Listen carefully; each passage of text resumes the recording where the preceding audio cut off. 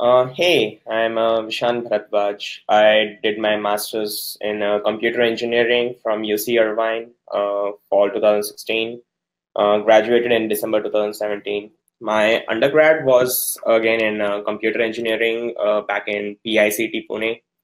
So pretty much for the past 6 years, I have been in this software field, in academic software field. So starting a new gig with Salesforce was really fun. So I decided to go for my master's degree in like 2013 because there was a thing that I always missed that the IITs and NITs offered. It was a good internship, rich experience, like good software engineering skills and everything. So that was something that was missing when we were doing our engineering in Pune. But that was still good. Pune had good coaching institutes and a lot of technologies to learn from. But there was something that was missing, or the experience that can help you to fight on in tough scenarios. So that's when I thought of like doing MS. So it's in 2013. That's my second year. First time I thought of like, okay, it's a good thing. Like I might pursue my master's degree because I fell in love with the coding part. So from there on, it just started. Like I started my GRE preparations and all.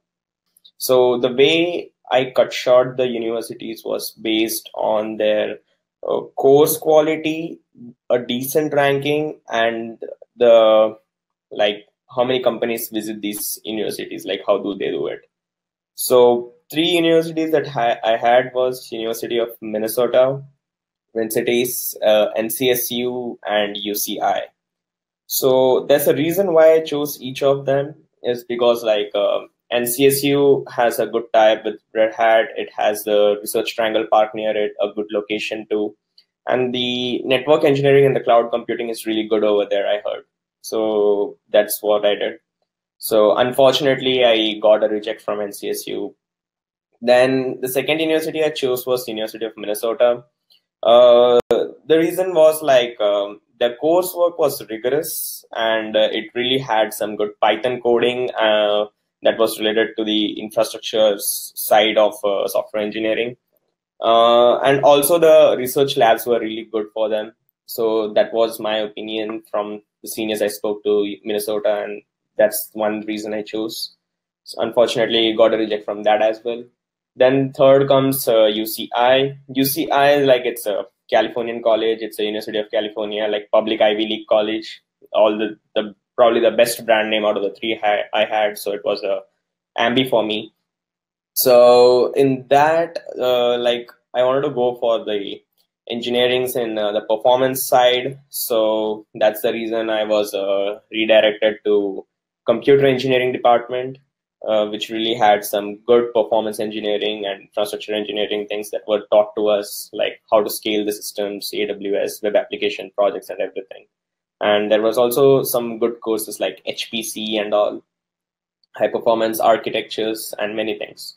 So these things like made me to apply for UCI, and fortunately the research papers that I had were very much aligned with them. So that's what secured me an admit from UCI. And it's also like this university has a lot of companies like Salesforce, Google, Facebook, Amazon, Microsoft, all this, Apple, and everyone come up to our career fairs, and like they recruit people. Like from my batch, I have people in like probably any company you can name it. So the big ones. So the brand name is good, and this UCI has a good alumni network. So in our time, we were like 18 people in the batch, and they were shortlisting based on WorkX and like profiles and resumes. In our juniors batch, I think the difficulty level of UCI increased. We just have 4 juniors in our department, and now our juniors, that is the batch that has come right now in fall 18, has 7 students. So I feel that the competitive nature is increasing, the difficulty is increasing, but that shouldn't be a problem if you guys uh, have some decent WorkX or some decent projects and have a decent GRE score. You should still be able to get in with good LORs and SOPs. So the visa experience right now is like what exactly F1 visa is. It's not a dual intent visa. So a dual intent visa is like you can stick in US, like get converted to citizen or something. But F1 is not a dual intent visa. So for that very reason, you come here, you get into a company, they file H1B for you and do all the things.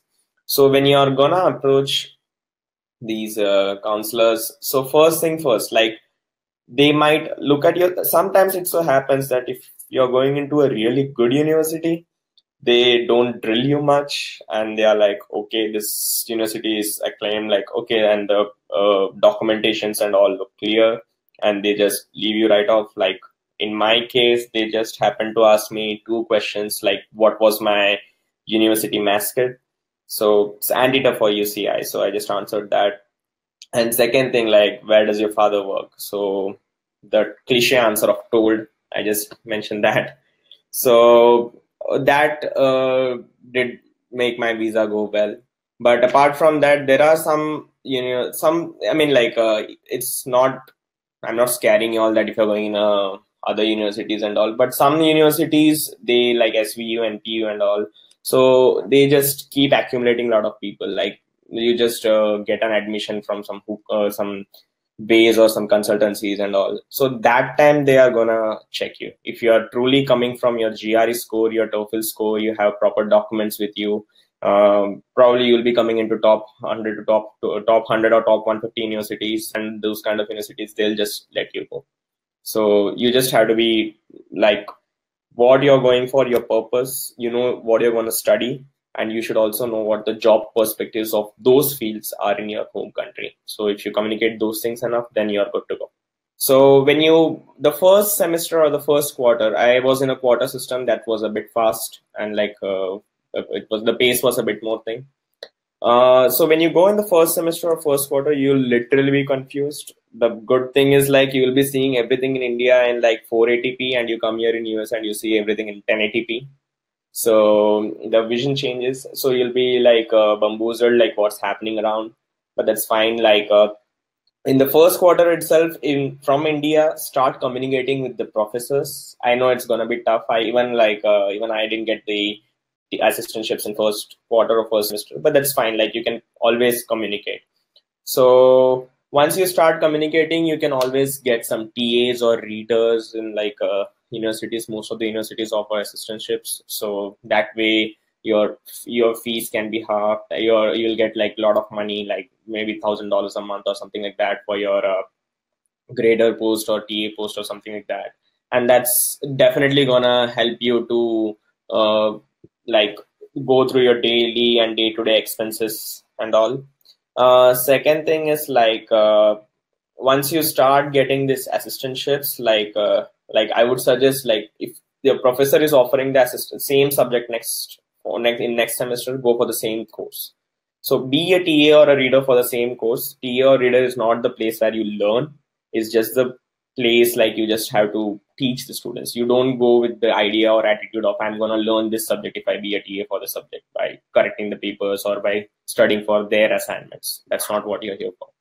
So that's going to be your coursework. So choose your coursework very wisely and very precisely.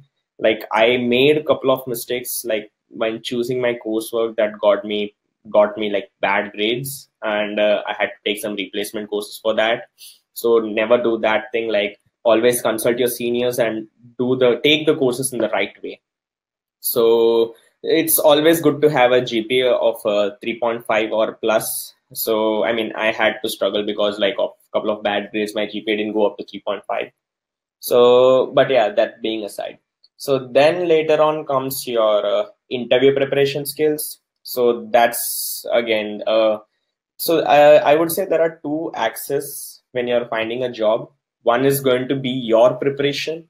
One is going to be the need for the company. When these two axes, they intersect, you get the offer. So it's all about the timing. You will get job, but it's just about the timing. So when you start studying, always start like if you have like a good amount of time in India, say 4 to 5 months, you gotta admit in like say February, March, you're going to come here in August or September. I would highly advise you like to go through the book called CTCI, Cracking the Coding Interview. If that's done, then the next website you need to refer is the Lead Codes. There are few topics, very important topics. You can find this online. I'm not saying anything that's going to be out of the box. Arrays, trees, linked list, dynamic programming. These are some good, decent arrays, trees, linked list. Yeah, some good, decent topics like backtracking and all are present. So you need to be thorough with these topics. It might take like 100 to 300 questions in Lead Codes or an entire CTCI book for one revision or two revisions to get all these topics correct. But yeah, that's what is going to make you a better person to give interviews for. So that's one way of approaching. Second thing is, just being good at interview is not gonna like fetch you jobs. You need to know the tech stack as well. So when a company posts its requirements, there are some good apps. Please mark this down. It's called Glassdoor. It's Indeed, and definitely consult your. There's another app called Handshake that's famous in US, where employers and students, they communicate with each other. So these are some good apps. So what you basically do is you check for the job profile. You should have the project in your resume that has the skills mentioned on the job boards. So say if they are going to say, okay, you need to do a project that's probably on Python, dealing with OpenStack and Docker, Golang or something like that. Sorry, I'm using some infra terms, but you can use some other technologies front end too. So that those technologies should be there in your resume. You should have used it somewhere in your projects, like some relevancy should be there. That's when your resume gets shortlisted. So once your resume is shortlisted, then you get a call. And that's the place when your CTCI or Lead Codes come up. So try to solve all the easy medium questions, because that's what they usually go in like internship. It's very less likely to ask a hard level question, because they know it's like internship. They can evaluate you for like 3 months and then they can convert you for full time. Even the company has a leverage over here. So it's kind of, you're on a 3-month contract, but yeah, it's going to be a fun thing. So once you get those things right, then you like probably say you will, first few interviews you'll not clear, you'll get dejected, you'll get depressed. But yeah, the point is you just have to hang in there and keep learning. I have known guys who have given like almost 60 interviews and cleared one. And I have known people who have cleared in the very first interview. So as I said, the access, as I mentioned, that's going to intersect. That's the day you'll get job, but that will for sure intersect. So in my case, I had almost like 14 calls. So out of them, one was a startup called Monet Networks. Like offers. Out of 14 offers I had, 4 offers out of 14 calls. So one was Monet Networks, one was Expeditors, one was Salesforce, and one was NVIDIA. So everywhere the common questions what I faced was like algorithmic questions, your arrays, trees, linked list concepts. Salesforce asked me just strings, linked list, trees. There was a dynamic programming variation of trees what they asked me, but again, they did not expect me to give a full answer. I just discussed it with the engineer. I tried to solve and give the approach, like good test cases was passing, and like he was really convinced. So that kind of things and all happen enough. And also choose a language what you're going to do. Like I would advise Java as a language, because like a lot of companies use it. You can even use Python. But if you're going to choose the language, know all the interview questions from that particular language. So that's gonna further help you, because that's how the interview goes in internships and all. So it's probably gonna be 2 or 3 rounds of internship interviews, and then you might make it. So this is the way you approach. And always remember, like if you are going to apply to a particular company online using LinkedIn or Glassdoor, always try to hunt the recruiter and probably send a message to them on LinkedIn or mail them if you get their mail IDs. Because what happens is your resume just goes and sits in front of their inbox, and you skip the entire process where your resume has to go through a job board and they'll screen, and then your resume gets shortlisted. So it just goes in front of them. So it's always a great idea. That's what I did for my internship search, and I got all the offers. So next thing is like the courses that you take in your master's degree. Always keep it such that one is going to be a heavy course, one is going to be a medium course, and one is going to be a light course. Like if you have this kind of leverage, I would highly advise it. So the heavy course is something that's going to teach you something that you want to pursue for. Medium course, it's probably some compulsory course you might have to take in. And the light course, it's like, it's just that you get a good grade and you come off. Your GPA should not screw up because of that. And in the meantime, like the time that you get from this medium and light course, the extra time you get from them, keep practicing your coding interview skills, or you want to learn something new, you take Udemy courses for $10 and all, and then you work on them. So these are some important techniques that can give you a good internship. So in the internship, it's as regular as probably you might be working in some companies or have done internship previously. But for freshers like me, like I did not have any experience and I came here. So for people like us, it's always better like just keep showing your enthusiasm and keep doing what you're doing, what you did in your university till now. It's going to be the same thing in the internship. So it's just another course that you're studying for 3 months, a very lightweight and a fun thing to do. So once you do that, if you get converted from your company, it's really good thing. If you don't get converted, like it's not something you need to worry about. You'll still get a lot of calls with all those experience you have.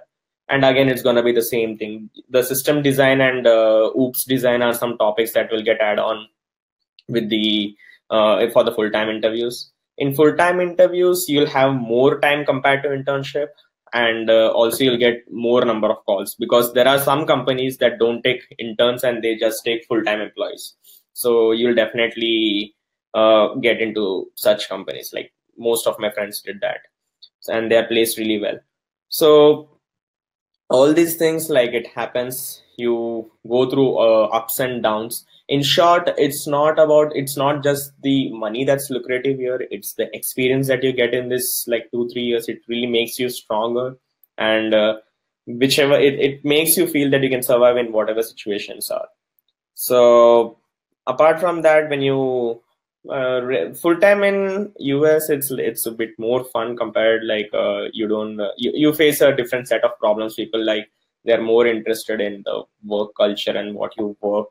um, it's always a good experience. Like you start getting into tech conferences, you learn a lot of new things, new technologies that are coming up, you get to do them in the first hand. But yeah, but that's just a regular. Even in like good startups or good companies like Flipkart or something in India, I think it's gonna be the same vibes and same scenarios. So this is something you need to definitely look for. And yeah, like whatever the hypes are that are going on about like jobs in US and everything, don't worry, like it's just the hype. So those things keep happening. Like every second year someone comes with something. If you are passionate enough, come here, do your job, and you'll definitely find a company. All you need to do is stay focused. That's what I would say. So that's it, folks, from my side. Hope to see you all flourish in US with, or come to UC Irvine, shoot me a message. My name is Vishanth Bharadwaj, and my email is first name last name @gmail.com. And yeah, Yocket has really been a good help for me and my career. That's why I'm just giving back to the community. Good luck with your masters.